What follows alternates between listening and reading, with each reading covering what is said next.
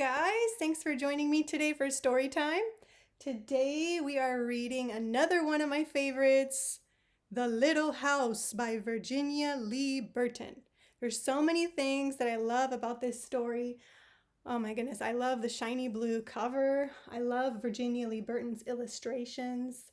I love how we can all relate to the little house in one way or another.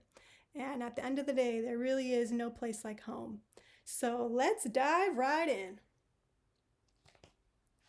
Once upon a time, there was a little house way out in the country.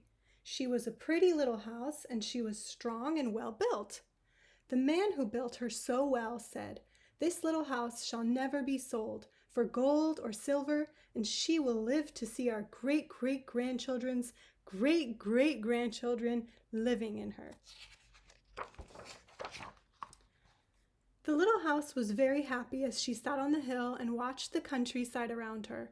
She watched the sun rise in the morning, and she watched the sun set in the evening. Day followed day, each one a little different from the one before, but the little house stayed just the same. In the nights, she watched the moon grow from a thin new moon to a full moon, then back again to a thin old moon. And when there was no moon, she watched the stars. Way off in the distance, she could see the lights of the city.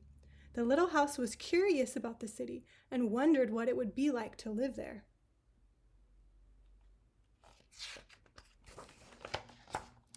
Time passed quickly for the little house as she watched the countryside slowly change with the seasons. In the spring, when the days grew longer and the sun warmer, she waited for the first robin to return from the south. She watched the grass turn green. She watched the buds on the trees swell and the apple trees burst into blossom. She watched the children playing in the brook. In the long summer days, she sat in the sun and watched the trees cover themselves with leaves and the white daisies cover the hill. She watched the gardens grow, and she watched the apples turn red and ripen. She watched the children swimming in the pool.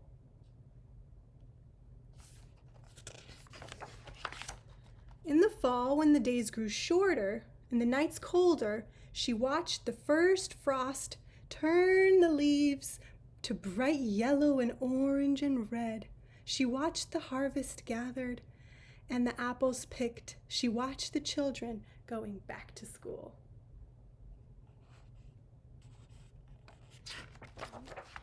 In the winter, when the nights were long and the days short and the countryside covered with snow, she watched the children coasting and skating. Year followed year. The apple trees grew old and new ones were planted. The children grew up and went away to the city. And now at night, the lights of the city seemed brighter and closer. One day, the little house was surprised to see a horseless carriage coming down the winding country road. Pretty soon, there were more of them on the road and fewer carriages pulled by horses. Pretty soon along came some surveyors and surveyed a line in front of the little house. Pretty soon along came a steam shovel and dug a road through the hill covered with daisies. Then some trucks came and dumped big stones on the road. Then some trucks with little stones. Then some trucks with tar and sand. And finally a steamroller came and rolled it all smooth, and the road was done. Now the little house watched the trucks and automobiles going back and forth to the city. Gasoline stations, roadside stands, and small houses followed the new road. Everyone and everything moved much faster now than before.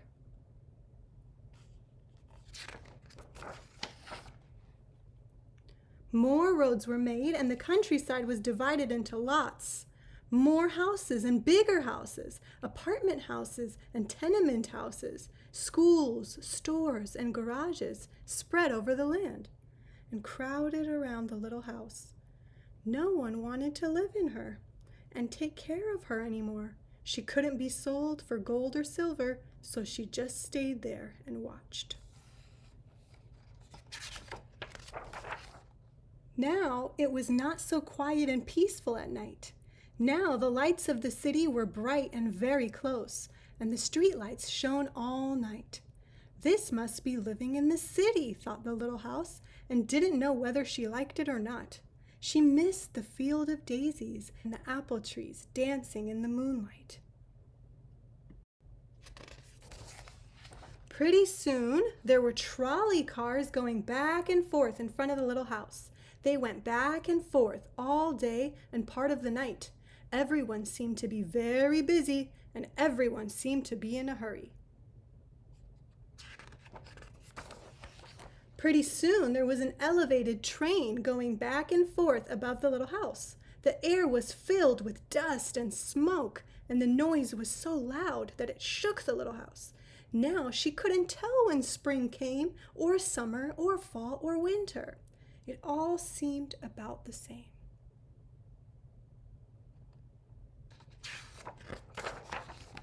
Pretty soon, there was a subway going back and forth underneath the little house. She couldn't see it, but she could feel and hear it. People were moving faster and faster. No one noticed the little house anymore. They hurried by without a glance.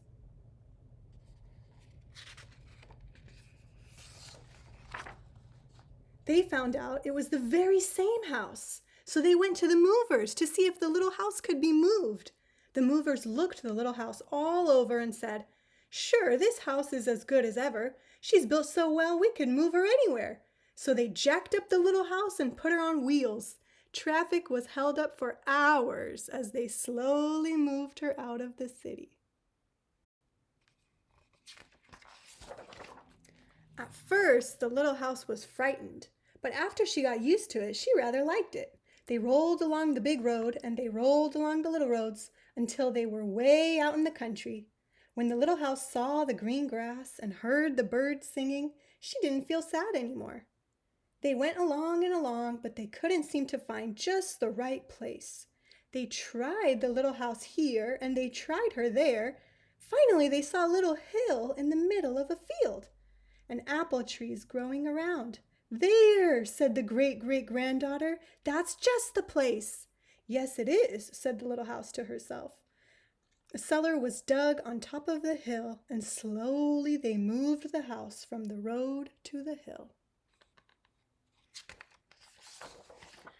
The windows and shutters were fixed, and once again they painted her a lovely shade of pink.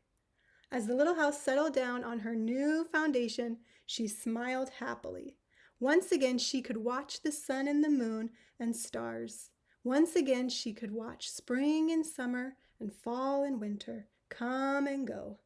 Once again she was lived in and taken care of.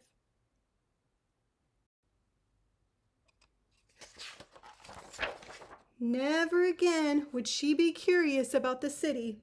Never again would she want to live there. The stars twinkled above her. A new moon was coming up. It was spring, and all was quiet and peaceful in the country. And that is the end of that story. Thank you so much for joining me for today's reading of The Little House, written and illustrated by Virginia Lee Burton, the same author and illustrator of Calico the Wonder Horse, which we read a few months back. This book holds a special place in my heart because I discovered it while my family was selling our little house. And it was the house that we had lived in for over 30 years. And we sold it and moved to another city. And during that time, I came across this book as I was researching Virginia Lee Burton. And it just brought me so much joy to see her journey from the country to the city and back to the countryside. So I hope you enjoyed that. And I look forward to seeing you next time. Until then, hasta luego.